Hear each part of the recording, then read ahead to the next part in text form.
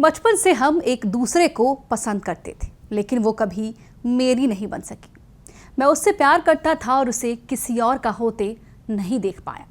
जब पता चला कि उसकी शादी तय हो गई है तो मुझे लगा जैसे सब कुछ खत्म हो गया। मैं टूट सा गया था।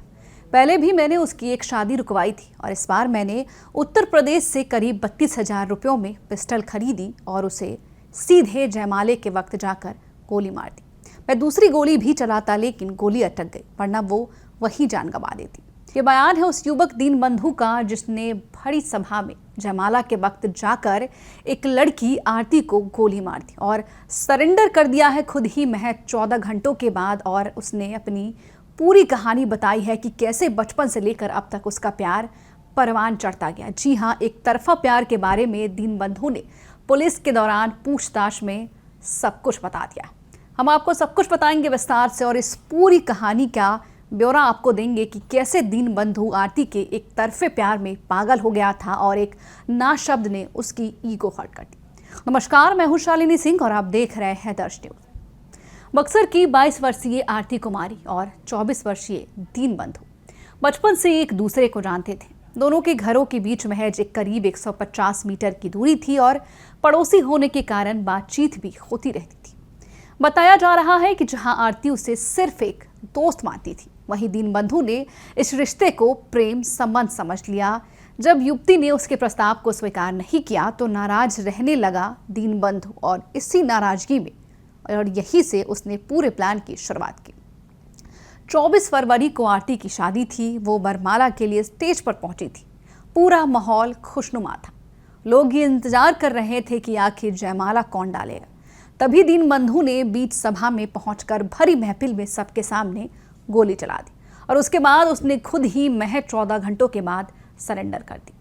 आरोपी दीनबंधु ने पुलिस पूछताछ में अपनी कथित एक तरफा प्रेम की पूरी कहानी बताई है, विस्तार से सब कुछ बताया। दीनबंधु के अनुसार वो मल्ला टोला का रहने वाला है और आरती भी उसी इलाके में रहती थी।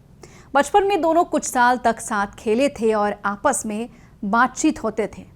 हालांकि दीनबंधु का कहना है कि जब आरती करीब 6 वर्ष की हुई तो परिवार ने उसका घर से बाहर निकलना बंद कर दिया। उसका आना जाना घर के बाहर कम करा दिया। इसके बाद लंबे समय तक दोनों का संपर्क लगभग खत्म हो गया।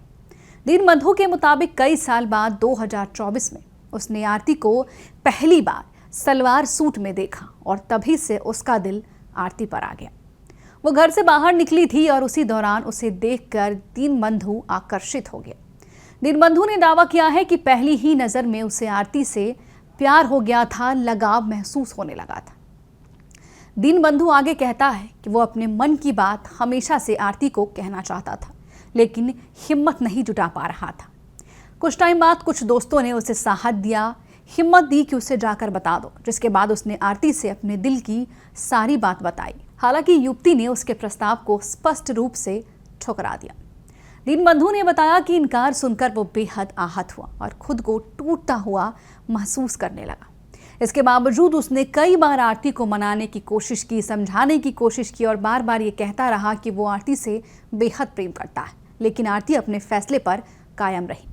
चूंकि वो बताता है कि वो पहले भी शराब के मामले में जेल जा चुका है, शायद इसी वजह से आरती उससे प्यार नहीं करना चाहती थी, लेकिन उसके जुबान पर सीधा ना शब्द आए और उसने सीधा मुझे मना कर दिया। ये शब्द सुनते ही मैं खामोश हो गया। मुझे लगा कि मेरी पूरी दुनिया ही उजड़ गई, जिसके साथ मैं अपनी ज़िंदगी के पूरे सपने देखा करता था, जिसके साथ मैं अपने भविष्य के सपने देखा करता था, लेकिन उसके इनकार ने अंदर ही अंदर तक मुझे झकझोर कर रख दिया। आरोपी का आगे कहना है कि उसने कई बार आरती को मनाने की कोशिश की, अलग अलग तरीकों से बहलाने की भी कोशिश की, लेकिन इसके बावजूद आरती नहीं मानी और इसी वजह से आरती उससे दूरी बना रही थी। दीनबंधु के मुताबिक एक दिन आरती ने साफ शब्दों में कह दिया कि वो उससे शादी कभी नहीं करना चाहती है और ना ही करेगी। आरोपी का दावा है कि ये बात उसके मन में गहरी चोट की तरह बैठ गई और यहीं से बदले की भावना ने एक अलग साजिश को बनना शुरू किया। इनकार के बाद भी उसे युवती का पीछा करना नहीं छोड़ा। वो युवती का पीछा करना शुरू किया। वो उसके आने जाने के समय, मिलने जुलने वालों और गतिविधियों पर नजर रखने लगा।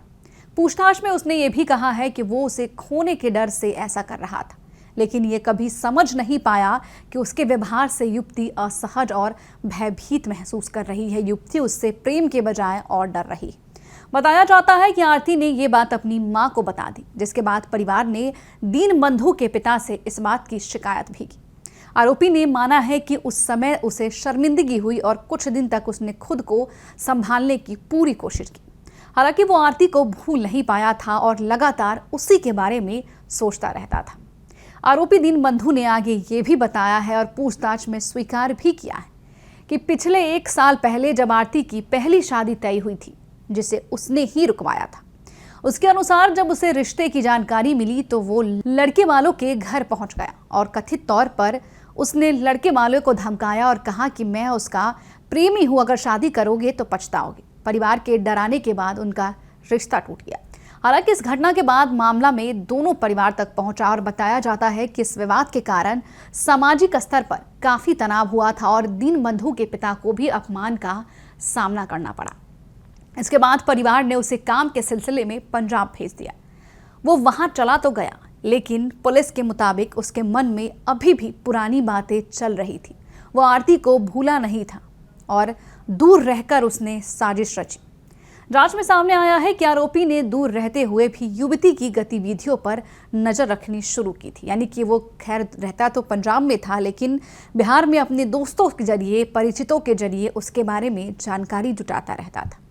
वर्ष 2025 में जब आरती की दूसरी बार शादी तय होने की सूचना मिली तो वो फिर से असंतुलित हो गया।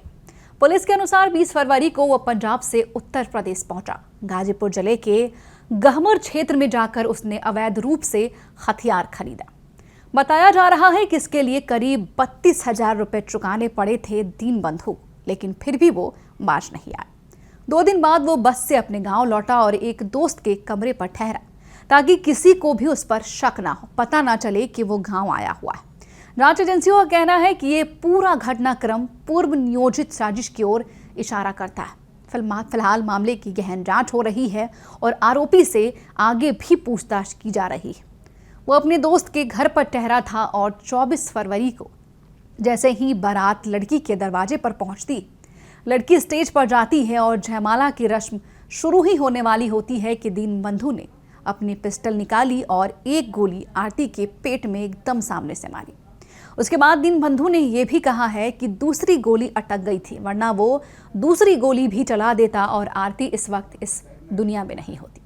फिलहाल इस खबर में इतना ही, लेकिन जिस तरीके से दीनबंधु ने एक तरफे प्यार के चक्कर में एक लड़की की जिंदगी खराब कर दी है, उसे गोली मार दिया है, इसको आप किस नजरिए से देखते हैं हमें कमेंट बॉक्स में लिखकर जरूर बताएं। बने रहे हमारे साथ और देखते रहिए दर्श न्यूज।